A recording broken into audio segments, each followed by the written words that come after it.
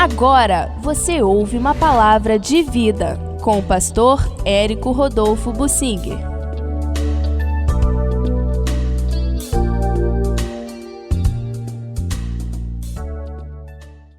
Após vencer a tribo de Benjamim em uma guerra, o povo de Israel teve pena dele.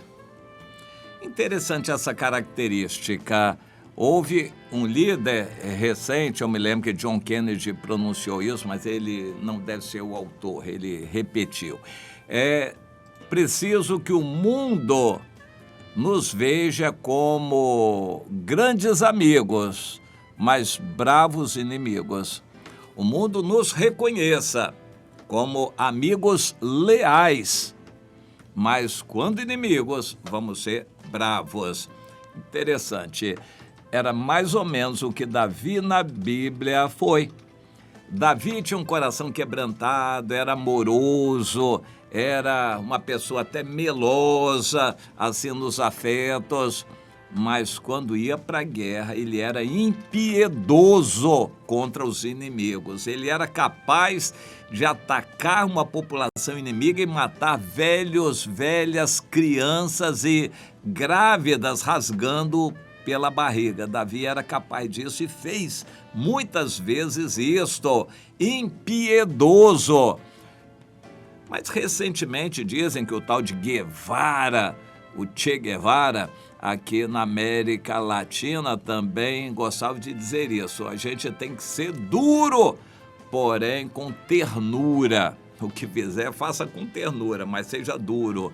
Bom, eu não sei até que ponto ele praticava isto, mas de Davi a gente sabe pela Bíblia como ele era.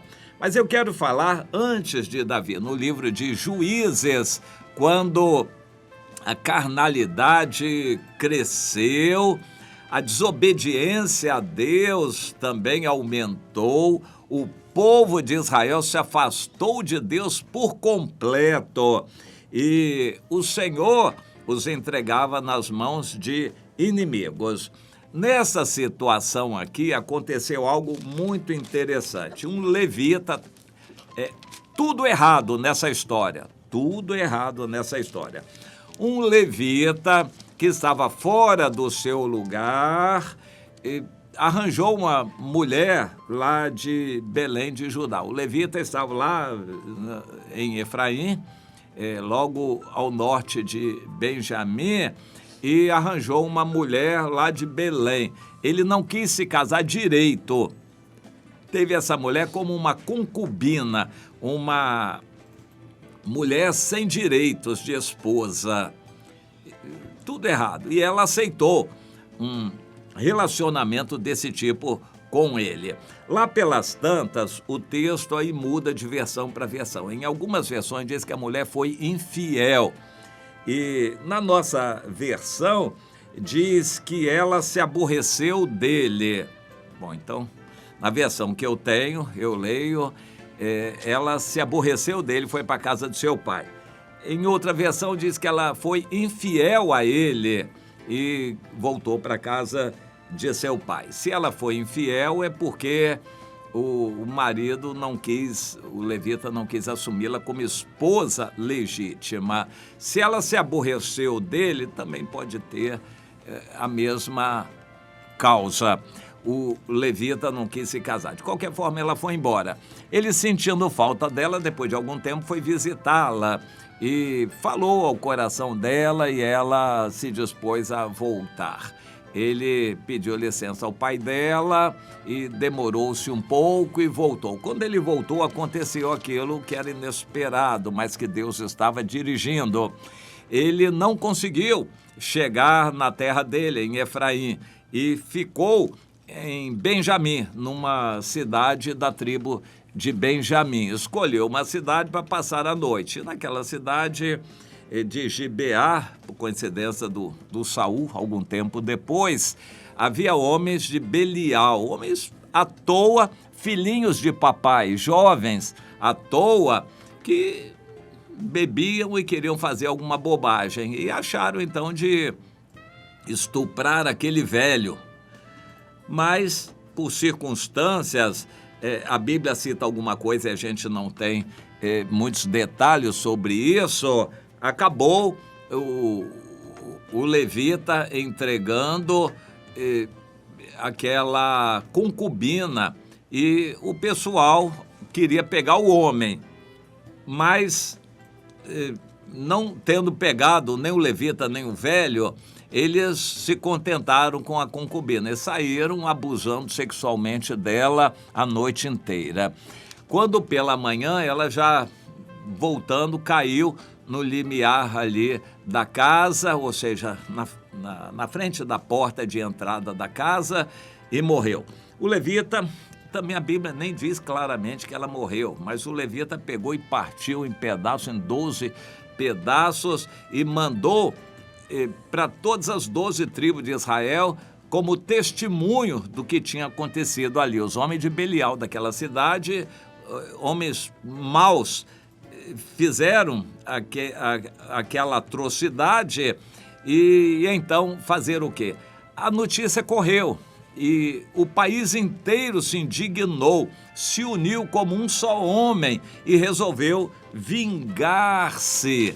E assim se reuniram todos os homens de guerra do país e quiseram tirar uma satisfação na cidade de Gibeá.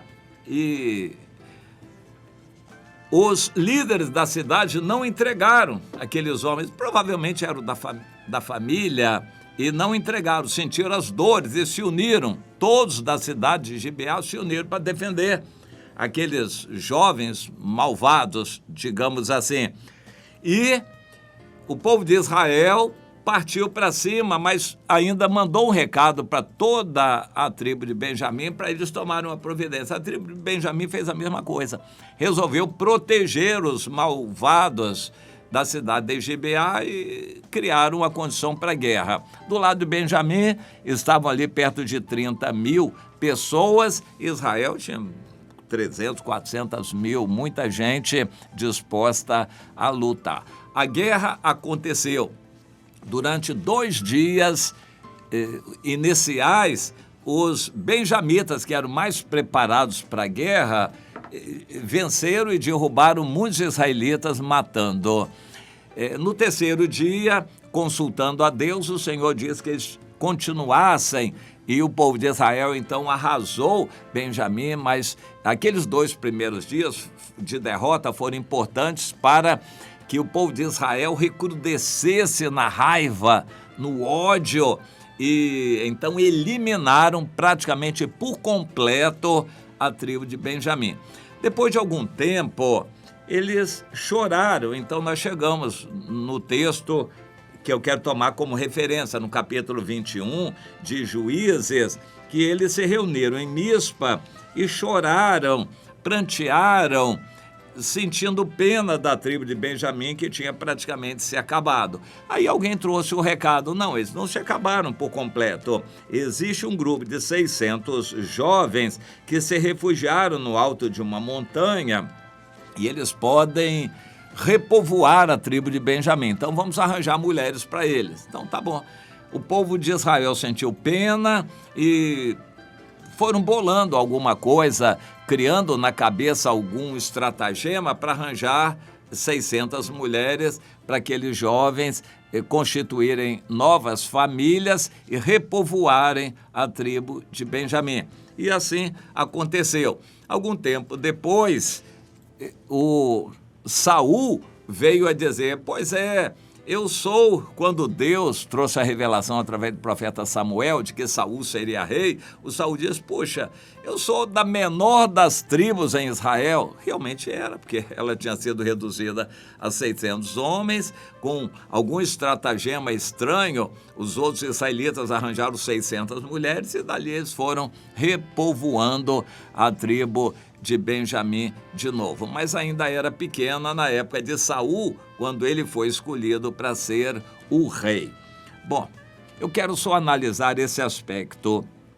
Aquele povo ali tinha sido acirrado nos ânimos, no ressentimento e no ódio para com os malfeitores de Gibeá. Pela atitude da tribo de Benjamim de não querer punir os malfeitores, a tribo de Benjamim toda foi dizimada, praticamente morta, a tribo inteira, inclusive velhos, mulheres, crianças, bebês e mulheres grávidas. Todos foram dizimados na tribo de Benjamim. E cerca de 100.000 pessoas morreram naquela guerra toda. Uma guerra que trouxe um estrago muito grande. 100.000 homens, deixando muitas famílias desamparadas em Israel também, fora a tribo de Benjamim.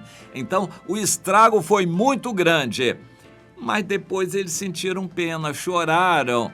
É um aspecto assim muito interessante. A vida cristã tem isso, há momentos em que a gente está irado, mas o Senhor diz na Bíblia: não se põe o sol sobre a vossa ira, irai-vos, mas não pequeis, e dê lugar à misericórdia. Você ficou irado, até a noite conserte, perdoe todo mundo, deixe durante a noite no sono Deus apagar essa ira, para você começar um novo dia com o coração aberto. Quando a gente dá lugar a Deus, a gente vai ver o amor de Deus fluir através de nós. Quando nós damos lugar à carne, a ira, o ódio, o ressentimento nos dirigem e nós somos capazes de coisas horríveis, de fazer maldades. Mas quando nos deixamos levar pelo Espírito Santo agindo em nós, nós somos capazes de amar, de perdoar. O bom é que a gente nunca erre, mas isso não é possível. Então, se nós erramos, cada um de nós pode ser assolado na ira. É interessante isso. Irai-vos, mas não pequeis. Deus nos dá permissão de a gente se irar, principalmente contra a maldade, contra o mal, contra a corrupção no país, contra autoridades mal intencionadas. Nós nos iramos e revoltamos, mas não devemos ser guiados pela ira. O resultado foi aquela guerra, quase 100.000 pessoas morreram. Que não nos deixemos levar pela ira, mas que demos lugar à misericórdia e a ira entreguemos a Deus. Deus sabe agir e fazer as coisas acontecerem. Meu irmão, entenda isso. A história nos ensina tanto o ódio quanto a misericórdia estão bem perto de nós. Escolha a misericórdia, mas se por alguma razão você se der ao ódio, à ira, ao ressentimento, falar alguma bobagem, se conserte logo depois, não deixe a noite dormir sobre a sua ira, mas perdoe, dê lugar ao Espírito de Deus e o amor deixe fluir em você.